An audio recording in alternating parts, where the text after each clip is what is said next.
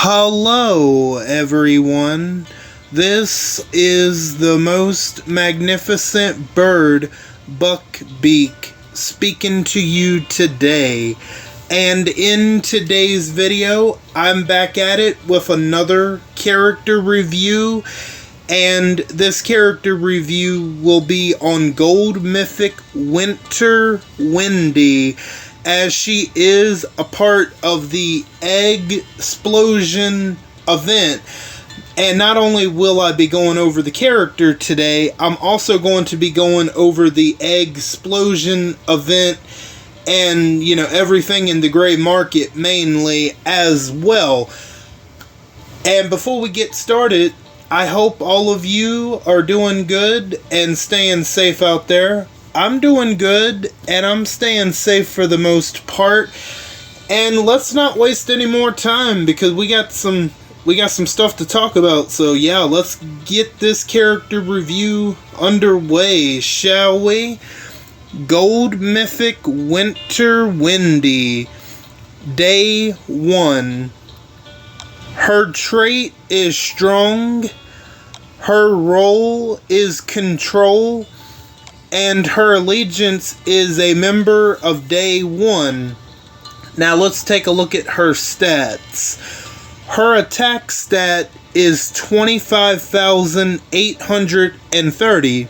Her defense is 12,054. And her HP is 19,515. So let's take a look at her adrenaline rush. Stunning strike.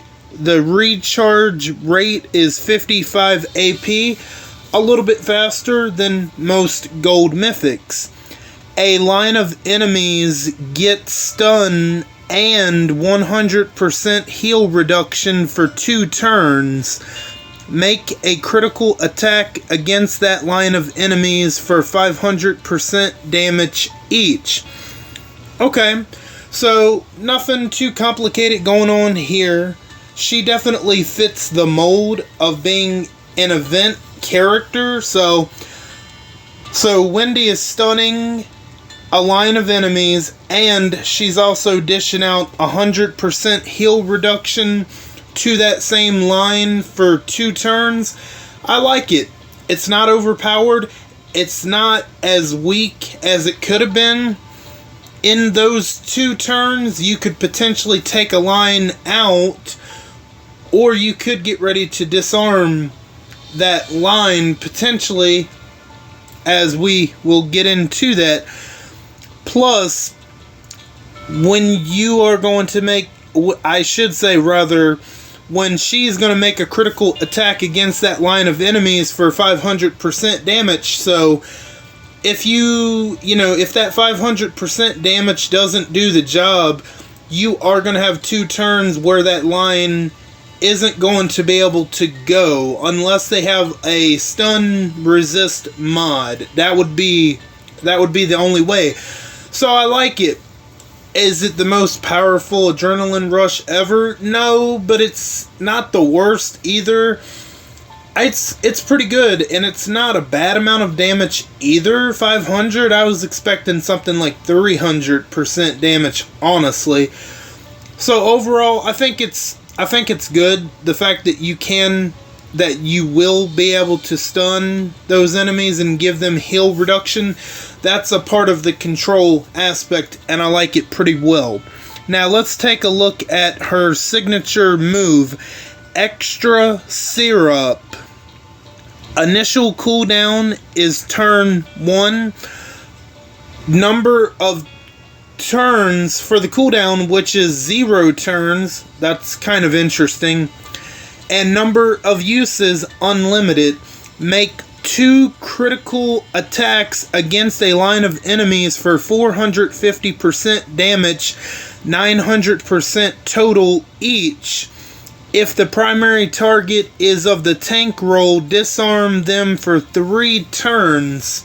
Okay, so remember when I just brought up potentially disarming a line? Well, here you go. Her specialist skill is disarming, but they are giving you a second way to disarm a particular enemy for 3 turns if that enemy is of the tank role, which in a lot of cases could be really good, honestly. And I would say, I'll get into whether or not I think Wendy, if Winter Wendy is worth going for. I'll definitely get into that. But the fact that she's making 2 critical attacks, that means that disarming is going to go off. And the fact that the signature move has 0 turns for the cooldown, you could definitely be using the signature move every turn, which is kind of insane, because if you're looking to disarm certain enemies, that's going to be really useful. So that is pretty good.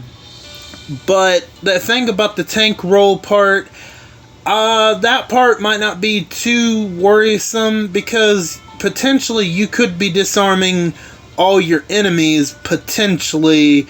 So I don't see that as a negative, because her special skill is disarming. So I certainly think she's better than Wayland, the disarming Wayland. And I do like that design of that character, but, let's be honest, he's, very outdated at this point in the game. So, if you don't have a disarming tune if you don't have a good disarming tune, I don't think Wendy is going to be a bad choice. I don't see it yet, but let's continue. Let's look at her mythic abilities. Precision. Enemy resistance are 40% lower against this fighter. Not going to spend a whole lot of time talking about this. Go ahead and level that one up. You will definitely get the most use out of her by leveling up Precision, as you will get the most use out of any and all control tunes that have Precision. Pinned down. When attacking a tank roll target, 100% chance to daze the target for 2 turns. Okay, so this is something I am going to mention, but I'm not going to mention it right now. I think this is pretty good, but it does have a downside. I'm not going to mention the downside right here. There's a particular weapon that I'm going to talk about, and they missed the opportunity. They surely shot themselves in the foot when they made the character versus making the weapon. And you might already know kind of what I'm talking about, but I'll definitely talk about it when we get there. But aside from that, if you are attacking tank roll characters, let's see, isn't Peacekeeper... Yeah, I'm pretty sure Peacekeeper is a tank roll character. He's going to get dazed, but you got to keep in mind, you need to have Winter Wendy behind the tough Maggie leader skill, otherwise she's going to be absolutely annihilated on the hit, right? So you got to keep that in mind, and if you have her behind that particular leader skill, her Wendy being able to daze people like Peacekeeper, isn't Kyle a tank? He's the one that is Indomitable. I believe that's going to be a great thing too. So there's the upside in that, but it sucks that we potentially won't be able to daze others, like damage dealers, medics, other control, or support. You got what I'm saying? That's one downside to it, but there's another potential downside where they missed their opportunity to make the weapon and the character work. And I'll get to it, but pinned down I think is pretty good, especially if you're coming up against really, really difficult tank roll characters. That's going to be pretty good. Critical failure. When performing a critical attack, 100% chance to impair the target for 2 turns. Okay, so I don't know why you wouldn't level this one up, because potentially when you're doing those critical attacks with Wendy's signature move, there's, like it says, 100% chance to impair the enemy for 2 turns? I mean, talk about control. You're already disarming, potentially dazing. Now Impair's in there. Yeah, it's definitely going to make... Critical failure is going to make Wendy better than she probably has any right being. Which I'm not saying she's going to be like the best toon ever, but something like critical failure, I would definitely level that one up. I think it's going to be really good. Team advantage, 100% daze resistance. All teammates deal 50% more damage when attacking targets with disarm. Okay, so, you know, she's going to get 100% daze resistance, which is, honestly, that's pretty good. I would definitely level that one up. Just for that first part alone, the fact that she can never get dazed, which I think only head crackers can only do, if I'm not mistaken. So, unless she can get normalized, which is definitely possible, but there's 2 normalizers, Yuletide Ezekiel, and in my personal opinion, the best normalizer, Eva and Ghost, without a doubt. But if she doesn't get normalized, 100% daze resistance, that's actually pretty good. Especially right now, that's pretty good. So, well, let me get back to... Okay. Team advantage. Sorry about that, I had to check my charge. 100% daze resistance, that's pretty good. Then all teammates will deal 50% more damage when attacking targets with disarm. So, okay. So the only 2 disarming toons that... No, you know what? There is 3 that I can think of. Wayland, which I had mentioned earlier. If you attack Wayland, the alert disarming Wanderer, and fast disarming Rosita. Which, honestly, I mean, that second part might not be such a... It might not be, like, super important, but that first part is definitely very important. And for the first part alone, it's worth leveling up Team Advantage. Now let's get to the specialist skill.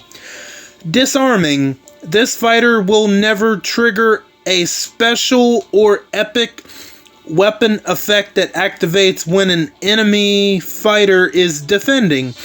When this fighter performs a critical attack on a human target, that target will be disarmed for 2 turns. Disarmed fighters lose any slot 3 special effects granted by their weapons. So, simple. I know a lot of people already know what disarming does, but it's simply if you hit a target with a disarming toon, it's going to make their third special pretty much useless for 2 turns. There you go. And, you know, I like Wayland. I like the design of Wayland, but like I said, he's pretty useless. He's outdated.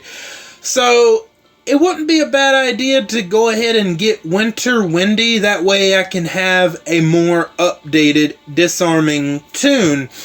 I kind of wish I would have been able to get the alert disarming Wanderer. Oh man, he would have worked really well in my particular Lone Wolves team. But, it is what it is. But I can definitely fit Wendy into a different team. And I would like to try her out. So I probably will be going for her if the roadmaps aren't too difficult, Scopely. On the last stage of Act 1, you had to make me coin because you had Negan and his stupid bleed. Don't do that shit again, but y'all don't care. Oh, man. But anyway, I definitely want to go for Winter Wendy. That's someone I think I could use for sure somehow. Now, let's take a look at her weapon. Obviously, she doesn't have a weapon, so you can pretty much put whatever you want into her hands, but here lies the problem I'm going to discuss pretty soon, actually. So, I like her get up. Here's another advantage where they missed out on.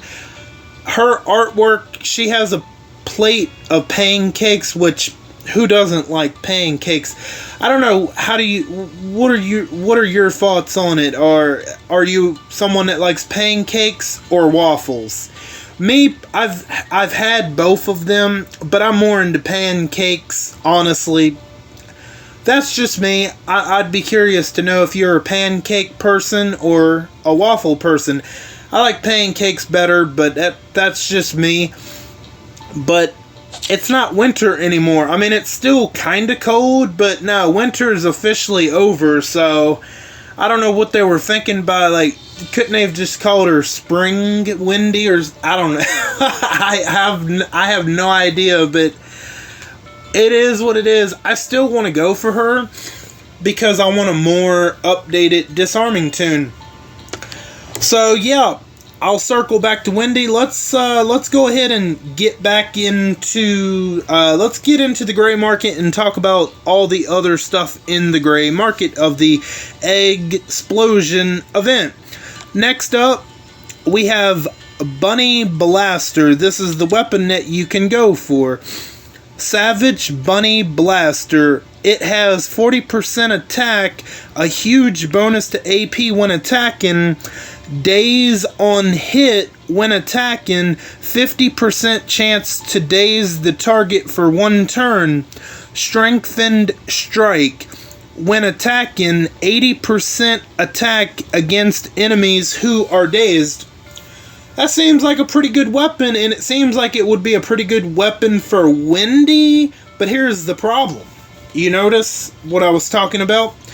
The weapon isn't strong. It is, in fact, an alert weapon, which I'm sure you could honestly put that on anyone that is alert, but there's way better options for alert characters. But, I mean, it's not a bad weapon, but here's where they messed up. They should have done one of two things. They should have either changed the weapon to be a strong weapon, and they could have made it an axe or a baseball bat or something, and it could still have the same stats, or they should have made Winter Wendy an alert toon. There you go. Simple fix, right? But there you go. That kind of makes me not want to go for the weapon, because, like, I would love to potentially use it on Wendy, but that's not going to be possible, so why would I bother going for the weapon? I don't know, but if you want to go for the weapon, being able to daze targets is not a bad deal at all, but there are better alert weapons out there right now that you can get for way less than if you were to participate in the event. So, you can get Winter Wendy for 400 bloody eggs, and you can get the Bunny Blaster weapon for 1,850 bloody eggs if you choose to do so. Now, for you Avatar lovers out there, we have the Easter Hunt Avatar Easter 2024. Although Easter has already passed, why didn't they just make this a spring event or a Mother's Day event? Have they ever done a Mother's Day event? They probably have, but instead of making it an Easter event after Easter has passed, Scopely logic, right? They should have just made it a Mother's Day or spring event, as we are in spring. But here we go. I usually don't like going for avatars, but come on, look at that avatar. You have Baby Brutus and Baby Ghost hunting for Easter eggs. It absolutely melts my heart. And honestly, if I can, I would love to get this avatar. Scopely, this time I gotta give them credit. They know what they're doing. They know that I like Ghost and Brutus, and they put them in an avatar together.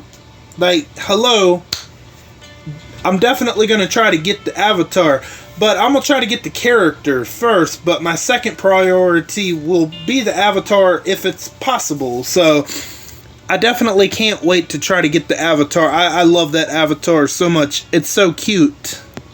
Absolutely. And it can be yours for 400 bloody eggs.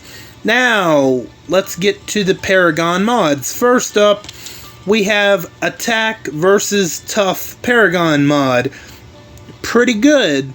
Especially if you're having trouble hitting those tough tunes. That little extra oomph from the mod will be able to help you. So, or if you just want to have multiples of them, not a bad pickup. And you can get 2 of them for 500 bloody eggs. Now let's take a look at the next one. Attack down resist Paragon mod. I mean, I don't know. I certainly like the first one a lot better. But maybe somebody could have a use for it. And if you will have a use for it, I don't know if I would get this one, personally, myself, but I mean, somebody will want it, I'm sure, so you can get those for 500, 2 of them for 500 bloody eggs. Now, let's take a look at the next one. Crit damage Paragon with the attack set. Ooh, this is a good one. Just hang on one second. My throat is dry as a mother. Okay. Crit damage Paragon mod. Absolutely, I would love to have another one of these. I think this is so far the absolute best Paragon mod out of the ones that we have looked at so far. So you would be a dummy to pass up on this Paragon mod. Of course, if you can afford it. If you can't afford it, that's understandable. But crit damage Paragon mod on the attack set, absolutely. You can get 2 of them for 500 bloody eggs. Now, let's take a look at the next one. Attack Paragon mod, absolutely another great one. Ooh, 2 great ones back to back. Ooh, now it's getting tough. It depends on the crit Paragon mod on who you're going to put that on, right? But this one is going to be really good, so again, if you want to get both of them, that's going to be 500 bloody eggs. Now, let's look at the last one. Uh-oh, 200. That tells me it's probably going to be a mystery. Yes, step right on up. Step right on up for a mystery mod Paragon. If you're feeling lucky and you want to take a roll of the dice and gamble, this one is for you. I personally will be skipping this one because you could get a pretty bad Paragon mod. Or you could get a pretty good one or an okay one. If you want to take the gamble and take the chance, go ahead. But I'm definitely going to be passing on it. That's going to be 400. The other ones I would probably prioritize over the mystery one. Unless you like being a gambler in Vegas or any other casino, but that's kind of what this last one is, right? Now we have some TWD gold medals, and I'm pretty sure that's going to be, if you get all of them, that's going to be 25,000, which that's honestly not too bad. That's not too bad. If you want to prioritize the gold medals, yeah, that would not be a bad option at all. Now we have the gear medal bag, and that's going to be for the gold gear medal. And honestly, this is not a bad pickup. Even if you only get 25, which I know that doesn't sound great, right?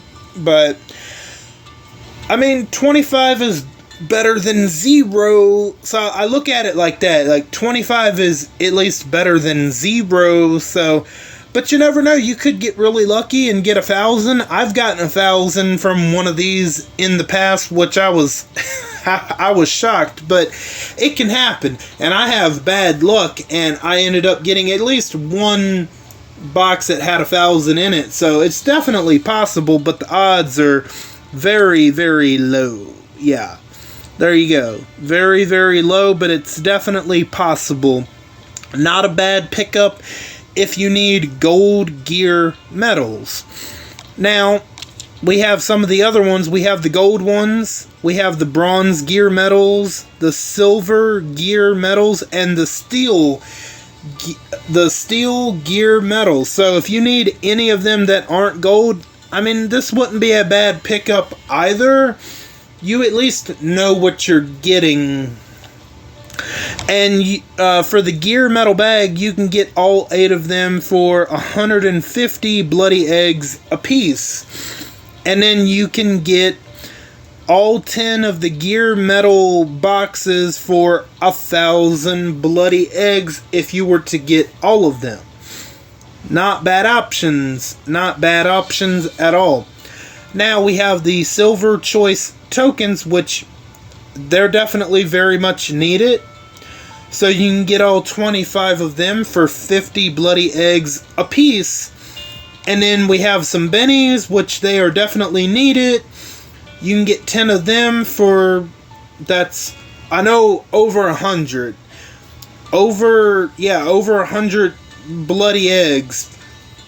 Then, here we have the purple trainers and the blue trainers, which both of them are heavily needed. Which you can get the purple trainers for 30 bloody eggs, and the blue trainers, yeah, okay, you can get the purple trainers for 30 bloody eggs, and the blue trainers for 25 bloody eggs, which both trainers are needed, especially the purple ones, because they do not like giving out the purple trainers, as they are a little bit more rare.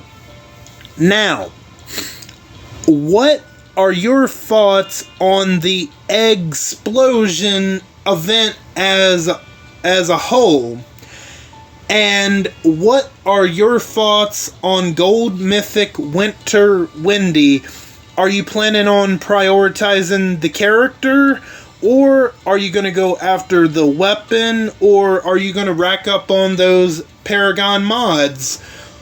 And whatever else you're planning on prioritizing in the Eggsplosion event, let me know down below. Personally, I do like Winter Wendy a little bit more than the last event character. I personally thought the last event character was really bland because she was more on the defensive side of things, and I just don't like going for defensive characters. So that's why I passed on oh, I forgot her name already. That's how boring she was to me. Oh man, Shamrock something. That's the only thing I could remember about that character. But anyway, I personally think Winter Wendy is a little bit better, but not miles better. But I'm definitely going to go for the character. I feel like I could do something with Winter Wendy maybe in the future. It sucks that the weapon next to her, it won't be able to be paired with Wendy, which is unfortunate. But they could have fixed that problem by making the weapon strong. Or they could have made Wendy alert. And that would have, you know what I mean? That would have fixed the problem. So my priorities are going to be going after Gold Mythic Winter Wendy. Then I'm going to go for the Avatar. And then after that, I don't know. Maybe I'll go for the TWD Gold medals. Maybe if I can get a Paragon mod, I might get one. Maybe the trainers, I don't know. But number one priority, definitely the character. And then number 2, the Avatar. And then after that, I'll get what I can get, right? That's my priorities. And I realize that, yes, there is a new character. Get out of here, Battle Pass. There is a new character, Surgeon Stevens, which I will be going over that character review in another video. So I am aware that character review will be coming out pretty soon. Oh shit, is that who? Is that Rick? It kind of, okay, it kind of looks like him. We'll talk about that when we talk about Stevens, surgeon. Did I say surgical? Whatever. I'll get it right when we go over him, but that is going to do it for me in this one.